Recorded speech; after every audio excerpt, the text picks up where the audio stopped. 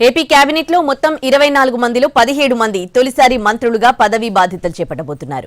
జనసేన అధినేత Konidela Pawan Kalyan, Vangalapudi Anitha, Satyakumar Yadav, Nimmala Ramanaidu, Payyavula Keshav, Anagani Satyaprasad, Dola Bala Veeranjaneya Swamy, Gottipati Ravi, Kandula Durgesh, Gummadi Sandhyarani, BC Janardhan Reddy, TG Bharath, S Savitha, Vasamsetti Subhash, Kondampalli Srinivas, Mandipalli Ramprasad, Nadendla మనోహర్లు మొదటిసారి మంత్రులుగా బాధ్యతలు స్వీకరించబోతున్నారు.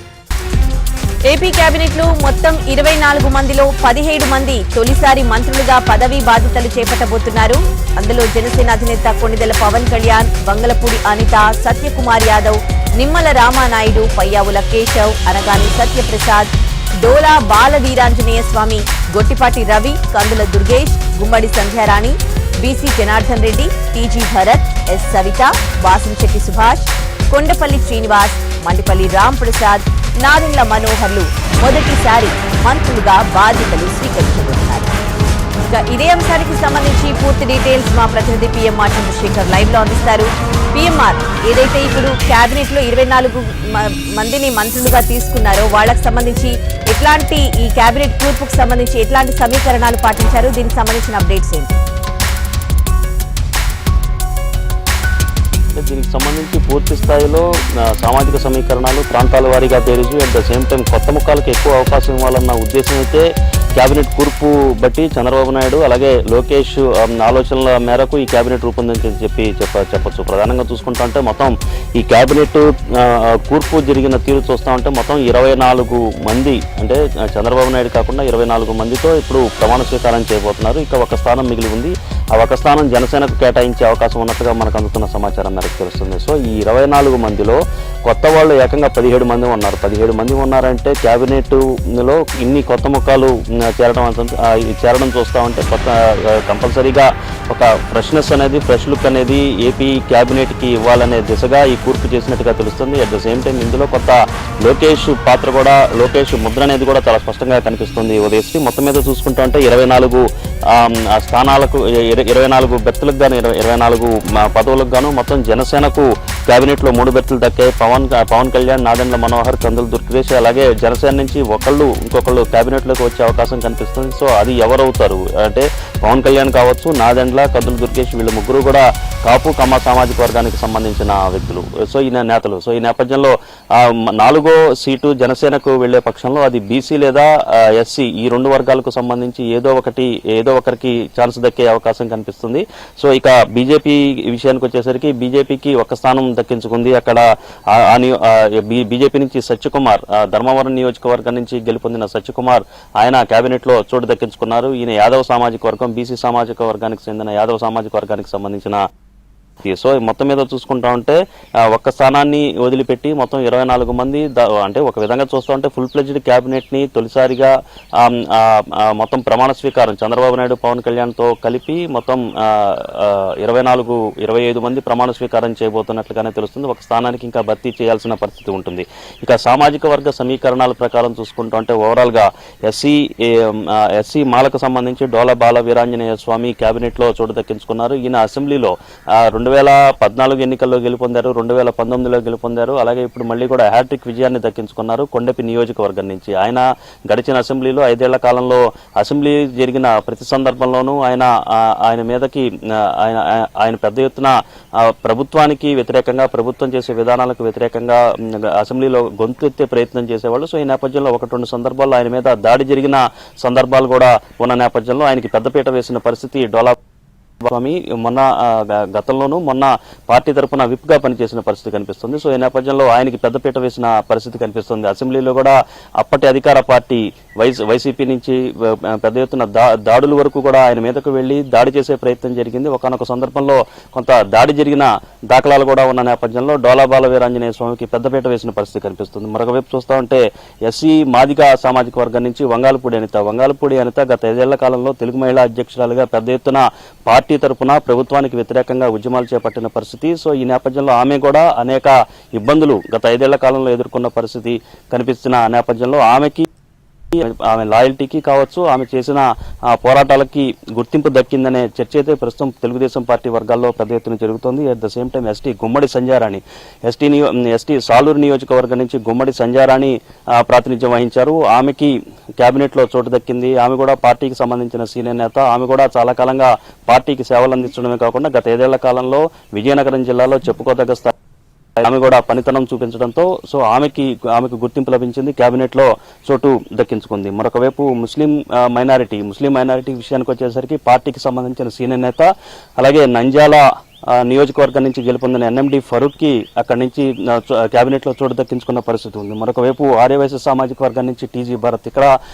జగ్గేపేట నియోజకవర్గం నుంచి శ్రీరామ్ తాతయ్య, టీజీ భరత్ వీళ్ళిద్దరు పేర్లు పరిశీలనలోకి తీసుకున్న నేపథ్యంలో కొంత రాయలసీమ ప్రాంతానికి సంబంధించిన అక్కడ ఆర్యవైశ్య సామాజిక వర్గానికి ప్రాతినిధ్యం ఉండాలి, అక్కడైతే బాగుంటుందన్న అభిప్రాయానికి టీడీపీ అధినాయకత్వం వచ్చిన నేపథ్యంలో టీజీ భరత్ కి ఈ కనిపిస్తుంది. ఇక రెడ్డి సామాజిక వర్గం నుంచి ఆనం రామనారాయణ రెడ్డి, గతంలో ఆయన మంత్రిగా పనిచేసిన పరిస్థితి ఉంది, ఆర్థిక శాఖ మంత్రిగా చేశారు. సో ఆయనకి గత ప్రభుత్వంలోనే అక్కడ ఆయన ఇబ్బందులు ఎదుర్కొన్నారు. ఆయన తెలుగుదేశం పార్టీలో చేరారు. ఇప్పుడు ఆయనకి ఆ స్థానాన్ని ఆత్మకూరు నియోజకవర్గం నుంచి ఆనం రామనారాయణ రెడ్డి గెలుపొందారు. ఇప్పుడు కేబినెట్ లో చోటు దక్కించుకున్న పరిస్థితి కనిపిస్తుంది. అలాగే బీసీ జనార్దన్ రెడ్డి బనగానపల్లి నియోజకవర్గం నుంచి బీసీ జనార్దన్ రెడ్డి గెలుపొందారు. ఆయన చోటు దక్కించుకున్నారు. ఇక మండిపల్లి రాంప్రసాద్ నియోజకవర్గం నుంచి రాంప్రసాద్ రెడ్డి యువనేత, గత 5 ఏళ్ల కాలంలో పార్టీ కోసం పెద్ద ఎత్తున శ్రమించారు. రాయచోటి లాంటి నియోజకవర్గం దశాబ్దాల కాలంగా తెలుగుదేశం పార్టీకి లేకుండా పోయింది. వైసీపీకి కావచ్చు, కాంగ్రెస్ పార్టీకి కావచ్చు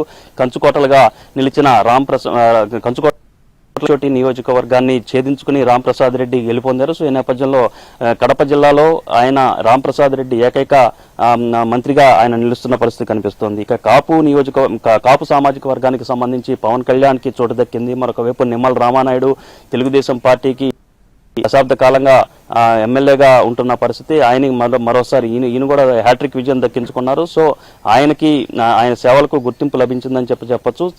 పార్టీకి సంబంధించిన ఎమ్మెల్యేలు కావచ్చు, నేతల్లో నియోజకవర్గ స్థాయిలో పూర్తి స్థాయిలో పట్టు సాధించడమే కాకుండా నియోజకవర్గంలోని సమస్యల మీద పెద్ద ఎత్తున ప్రజల్లోకి వెళ్లి ప్రభుత్వ వ్యతిరేకతను ప్రజల్లోకి తీసుకువెళ్ళడం, ప్రభుత్వ వ్యతిరేకతను బహిరంగపరచడం, ఆందోళనలు చేపట్టడం నిమ్మల రామానాయుడుకు ఉన్న స్పెషాలిటీ. సో దీన్ని పార్టీ అధినాయకత్వం కూడా గుర్తించింది, కేబినెట్ లో చోటు ఇచ్చిన పరిస్థితి. ఇక నిడదవోలు నియోజకవర్గం నుంచి జనసేన తరఫున కందుల దుర్గేష్ కేబినెట్ లో చోటు దక్కించుకున్న పరిస్థితి. సామాజిక వర్గం నుంచి నెల్లూరు నియోజకవర్గం, నెల్లూరు టౌన్ కి చెందిన నారాయణ మళ్ళీ కేబినెట్ లోకి చోటు దక్కించుకున్నారు. 2014లో ఆయన తెలుగుదేశం పార్టీలో కావచ్చు ప్రభుత్వంలో కీలక పాత్ర పోషించారు. సో నారాయణ ప్రస్తుతం మళ్ళీ కేబినెట్ లో చోటు దక్కించుకున్న పరిస్థితి కనిపిస్తుంది. ఇక కమ్మ సామాజిక వర్గం నుంచి నారా లోకేష్, నాదెండ్ల మనోహర్, పయ్యావుల కేశవ్, గొట్టిపాటి రవి. సో వీళ్ళకి సంబంధించి ఫస్ట్ నుంచి కూడా వీళ్ళ పేర్లు ఉంటాయన్న చర్చ ఏదైతే జరిగిందో దానికి అనుగుణంగానే కేబినెట్ లో వాళ్ళ పేర్లు ఖరారైనట్లుగా కనిపిస్తుంది. ఇక బీసీ యాదవ్ సామాజిక వర్గం నుంచి పార్థసారథి, అలాగే సత్యకుమార్, బీజేపీ నుంచి సత్యకుమార్ వీళ్ళిద్దరికీ చోటు దక్కిన పరిస్థితి కనిపిస్తుంది. ఇలాగ మత్స్యకార సామాజిక వర్గం నుంచి కృష్ణా జిల్లా బందర్ నియోజకవర్గం నుంచి పేర్ని నాని తనయుడు పేర్ని కిట్టు మీద గెలుపొందిన కొల్లు రవీంద్రకి చోటు దక్కిన పరిస్థితి కనిపిస్తుంది. ఈయన కూడా గతంలో ఎక్సైజ్ శాఖ మంత్రిగాను, అలాగే యోజన శాఖ మంత్రిగా 2014-19 మధ్యలో పనిచేసిన అనుభవం ఉన్న నేపథ్యంలో కొల్లు రవీంద్రకు ఆయన సామాజిక వర్గాన్ని చేసుకుని ప్రయారిటీ ఇచ్చారు. పార్టీలో కూడా ఆయన గత 5 ఏళ్ల కాలంలో ఏకంగా ఆయన మర్డర్ కేసులో ఇరుక్కుని మర్డర్ కేసు ఆయన మీద మోపబడింది. ఆయన జైలుకు కూడా వెళ్ళొచ్చిన సందర్భంలో ఆయన కూడా చోటు దక్కిన పరిస్థితి కనిపిస్తోంది. బీసీ తూర్పు కాపు సామాజిక వర్గం నుంచి కె శ్రీనివాస్, కొండపల్లి శ్రీనివాస్ గజపతి నగరం నుంచి తొలిసారిగా పోటీ చేసిన ఆయన కేబినెట్ లో చోటు దక్కించుకున్న పరిస్థితి. కొప్పుల వెలమ సామాజిక వర్గం నుంచి అచ్చెన్నాయుడు పార్టీ టీడీపీ అధ్యక్షునిగా ప్రస్తుతం కొనసాగుతున్నారు, ఏపీ అధ్యక్షుడిగా కొనసాగుతున్నారు. అచ్చెన్నాయుడు కూడా కేబినెట్ లో చోటు దక్కించుకున్నారు. గౌడ సామాజిక వర్గం నుంచి అనగాని సత్యప్రసాద్, అలాగే బీసీ శెట్టిబలజ సామాజిక వర్గం నుంచి వాసంశెట్టి సుభాష్, అలాగే అనంతపురం జిల్లా పెనుగొండ నియోజకవర్గం నుంచి కురుబ సామాజిక వర్గానికి చెందిన సవితమ్మ కూడా కేబినెట్ లో చోటు దక్కించుకున్న పరిస్థితి కనిపిస్తుంది. సో ఈ విధంగా చూసుకుంటుంటే మొత్తం 24 మంది మంత్రి పదవులకు గాను మొత్తం 17 మంది కొత్తగా క్యాబినెట్లోకి రాబోతున్నారు. వీళ్లలో దాదాపు 7 మంది తొలిసారిగా ఎన్నికల్లో పాల్గొంటున్నారు, తొలిసారిగా గెలిచారు. వాళ్ళు ఎట్ ఏ టైం ఒకేసారి క్యాబినెట్లోకి వచ్చిన పరిస్థితి కనిపిస్తుంది. సో ఈ విధంగా అన్ని రకాలుగా మొత్తం బీసీలకు సంబంధించి 8 స్థానాలు దక్కించుకున్న పరిస్థితి కనిపిస్తుంది. ఓవరాల్గా బీసీలకు పెద్దపీట వేస్తూ ఈ కూర్పు జరిగిన పరిస్థితి చాలా స్పష్టంగా ఉన్నట్లుగా కనిపిస్తుంది. సో ఈ క్రమంలో ఎటువంటి అన్ని రకాలుగా అన్ని సామాజిక వర్గాల పరంగా కావచ్చు, ఇతరత్ర అన్ని ఇష్యూస్ని అన్ని అంశాలను బేరీజు వేసుకుని చంద్రబాబు నాయుడు కావచ్చు, లోకేష్ కావచ్చు ఈ కేబినెట్ కూర్పు చేపట్టినట్లుగా మనం అర్థం చేసుకోవచ్చు. కొంతమంది సీనియర్లు ఎవరైతే ఉన్నారో వాళ్ళకి కొంత ఆశాభంగం కలిగినప్పటికీ మనకి ప్రస్తుతం పార్టీ వర్గాల్లో జరుగుతున్న చర్చ చూస్తూ ఉంటే వచ్చే సెకండ్ స్పెల్లో వీళ్ళకి అవకాశం ఉండే అవకాశం కనిపిస్తుంది. వీళ్ళకి అవకాశం వచ్చే సూచనలు చాలా స్పష్టంగా ఉన్నాయనేది ప్రస్తుతం పార్టీ వర్గాల్లో జరుగుతున్న చర్చ. ఎందుకంటే ఎన్నికలకు ముందు కొంత సీనియర్లతో ఆ సీనియర్ల టీంతో ఎన్నికలకు వెళ్తే బాగుంటుందన్న అభిప్రాయం వ్యక్తమవుతున్న తరుణంలో సో ఈ ప్రస్తుతానికి ఫ్రెష్ ఫేస్ని ముందు పెట్టి ఎన్నికల నాటికి సీనియర్ల టీంతో ఎన్నికలకు వెళ్లాలన్న దిశగా ఓ ప్రణాళికలు రూపొందించుకుని ఈ అంశాలన్నింటినీ బేరీజు వేసుకుని టీడీపీ అధినేత చంద్రబాబు నాయుడు అలాగే లోకేష్ ఈ రకమైన కూర్పు చేసినట్లుగా మనకు అర్థమవుతోంది. Udayashri, right, thanks for the updates PMR Chandrashekhar. ఇది కేబినెట్ కూర్పుకు సంబంధించిన డీటెయిల్స్.